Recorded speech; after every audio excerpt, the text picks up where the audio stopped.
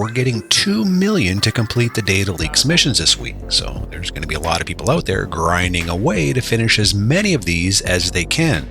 But if you're a newbie just diving in for the first time, you're probably going to feel a little frustrated.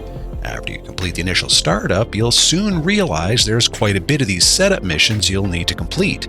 So the key here is to obviously find a quicker way to grind your way through them. One of the lengthier missions is the High Society Leak Finale. This is the one where you need to show up at a fancy-dancy house party to steal the mixtape from the billionaire. If you're a newbie just starting out, this one can probably feel a little tedious and drawn out, but fear not.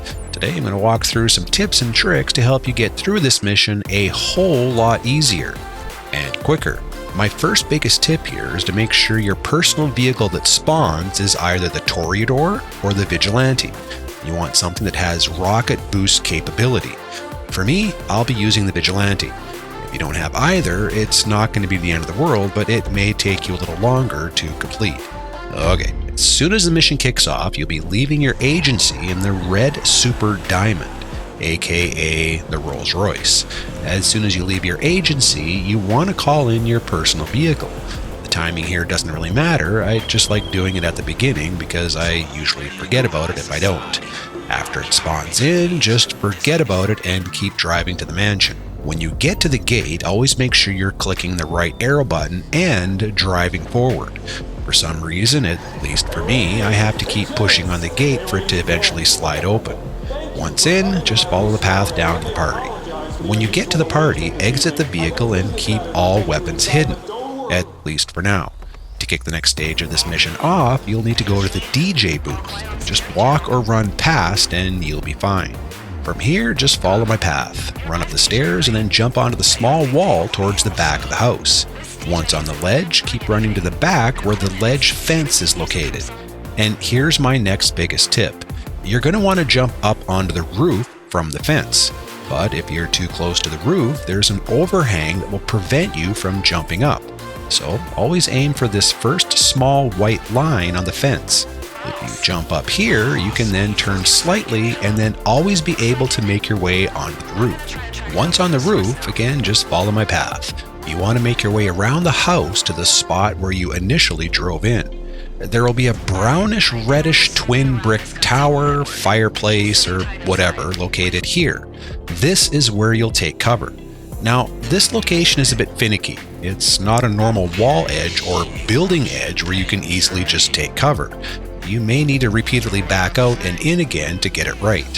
Here's my tip and how I do it. Make sure you're lined up with the right tower portion, as you're seeing here. I'm slowly inching forward until I'm in line with the right tower. Then just walk forward and press to take cover. If your character looks like this, you're good to go. If not, just repeat until it does. I find this position works best for shooting and avoiding gunfire, which you'll see here from my health bar as we go. Although I always make sure I'm fully health and armored up at the beginning, I never have to replenish again once this mission starts. Okay, once in position and Franklin and Amani quit blabbering, you can open your phone and detonate the bomb. As soon as you do this, it's game on. You need to inflict as much carnage as possible until the next cutscene. I usually start with a bunch of grenades and then just switch to a rifle of choice for all the foot soldiers. There's really no rhyme or reason to this part, just keep shooting and blowing things up. After the first bit of carnage, Amani will let you know there's a military helicopter inbound. You can see it on the minimap. This is the first of 2 helicopters you'll need to shoot at, and my weapon of choice here is the heavy sniper rifle with the explosive rounds. You can also use other rocket-propelled weaponry, but I find the sniper rifle allows you a little quicker fire rate and precision. Once you blow up the military helicopter, it's time to focus again on the ground carnage. Just keep shooting enemies and blowing stuff up. Sometimes you'll get a quiet little lull in the game where no enemies are spawning. So I'll usually just begin throwing some grenades around the perimeter of the house to A, hopefully kill more enemies and provide more carnage, or B, nudge the game into spawning more enemies to kill. Again, you'll notice that I haven't taken on much damage in this position. For me, it's the perfect location for offensive capabilities, defensive capabilities, and for what's about to come. Alright, so after what seems like an eternity, killing and destroying property, you'll eventually get a cutscene of the billionaire entering a private helicopter and escaping. As soon as the scene ends, equip your sniper rifle and take aim at the helicopter.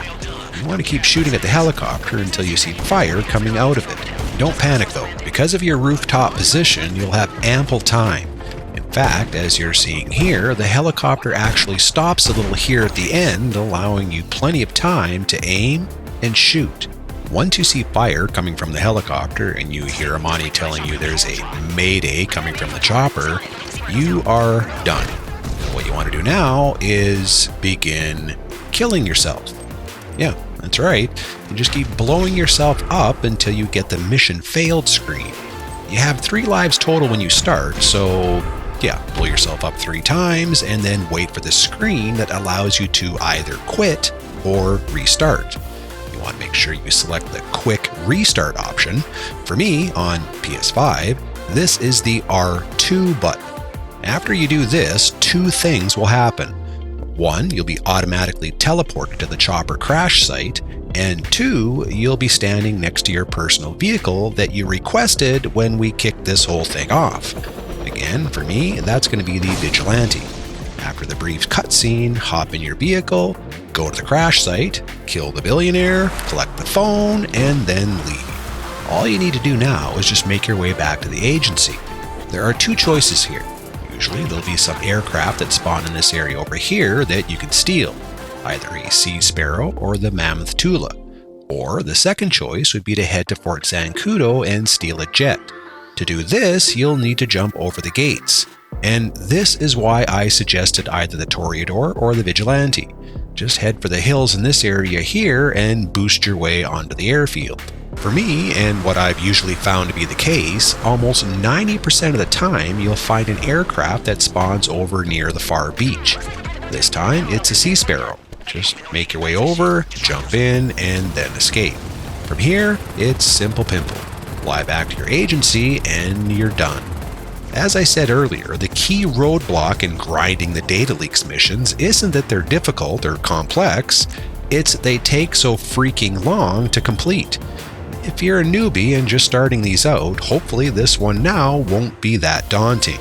Alright, so that's it my friends. Thank you for watching. As always, if you like this video and want to help out, please subscribe, give a thumbs up, and let me know what you think. Are any of you already using this method? If not, are there any other additional tips and tricks you are using? If so, drop a comment below and let everyone know. Until next time, be happy, be well, be safe, be the one Maestro.